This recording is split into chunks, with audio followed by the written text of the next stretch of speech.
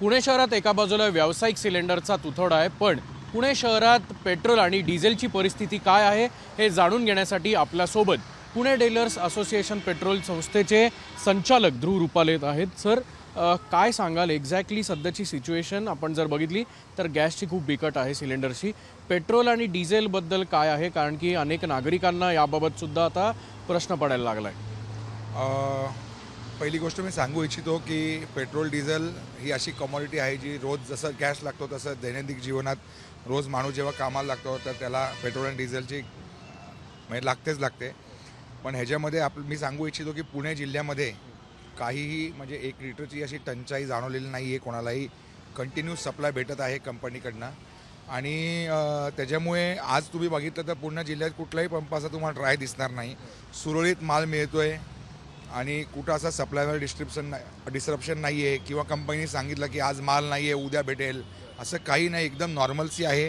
म्हणून आपण बघत आलात की since start petrol dealer association oil company आणि मिनिस्ट्रीच्या टचमध्ये आहे आणि जे कुठल्या प्रसारमाध्यमांना आपण कळू शकतोय त्यांना आपण कळवलेलं आहे की पेट्रोल डिझेल मध्ये काही शॉर्टेज आहे आणि पॅनिक करू नका, म्हणून तुम्हाला रांगा दिसत नाही आहेत पेट्रोल पंपांवरती जे बाकीच्या काही जागी तुम्हाला दिसत आहेत ते। सोशल मीडियावर गेल्या काही दिवसांपासून अनेक व्हिडिओज किंवा अशा पोस्ट आहेत ज्या ठिकाणी थोड्या मिसलिडिंग आहेत की जिथे पेट्रोल 500 रुपये होणार आहे, लवकरात लवकर स्टॉक करा। आणि काल तामिळनाडूमध्ये सुद्धा एक व्हिडिओ असा होता की some people are stocking that petrol.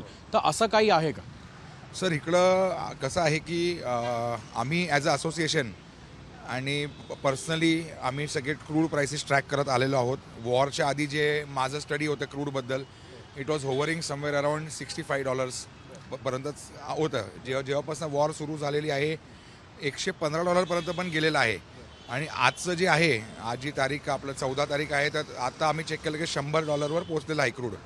पण मला असं वाटत नाही की इमिजिएटली त्याचा इफेक्ट पडेल, कारण ऑलरेडी भारताकडे स्टॉक आहे क्रूडचा भरपूर आणि त्याच्यामुळे आणि काय हे सगळी प्राइसिंग ऑइल कंपन्या आणि मंत्रालयासोबत हे ठरवलेली असते।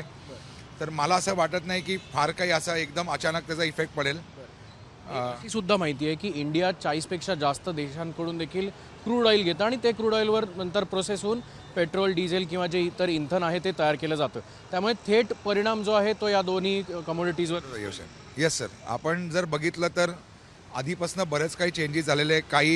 म्हणजे काही वर्ष आपण ऐकत आलो आहोत, म्हणजे मी स्वतः लहानपणीपासून ऐकत आलेलो आहे की पेट्रोल, डिझेल आणि हे किंवा क्रूड हे फक्त गल्फ कंट्रीजमधनं येत होतं। पण पेट्रोलियम अँड गॅस मंत्रालयांनी आता भरपूर सोर्सेस म्हणजे सर्च आउट केलेले आहेत आणि हे एक चांगली गोष्ट आहे। अभिमान वाटतो की आपला भारत देश आता डिक्टेट करतो की कुठून क्रूड घ्यायचं आणि काय भावात घेता येईल।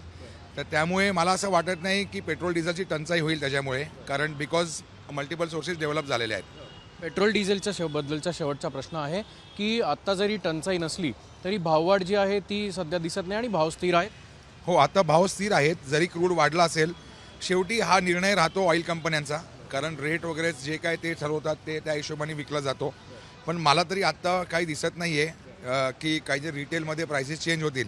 पण पुढे जाऊन काय ऑइल कंपनीचं कसं कॅल्क्युलेशन असतं, कसं बरेच काही गोष्टी अवलंबून असतं, रिफायनिंग मार्जिन्स असतात।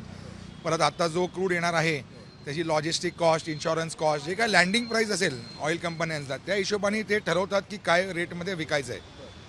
धन्यवाद। आपण बघू शकतोय की क्रूड ऑइलचे भाव जरी वाढले असले तरी भारतात आणि सध्या भारतातल्या सगळ्या शहरांमध्ये पेट्रोल आणि डिझेलचा जो साठा आहे तो मुबलक आहे। त्यामुळे कुठल्याही ऑफरवर विश्वास ठेवू नये, कारण आत्ता भावसुद्धा स्थिर आहेत।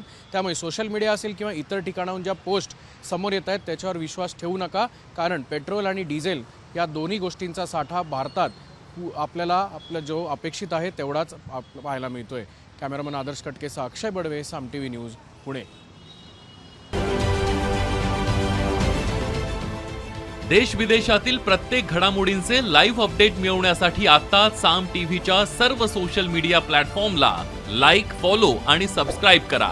तसंच सर्व नोटिफिकेशनसाठी बेल आयकॉन प्रेस करायला विसरू नका।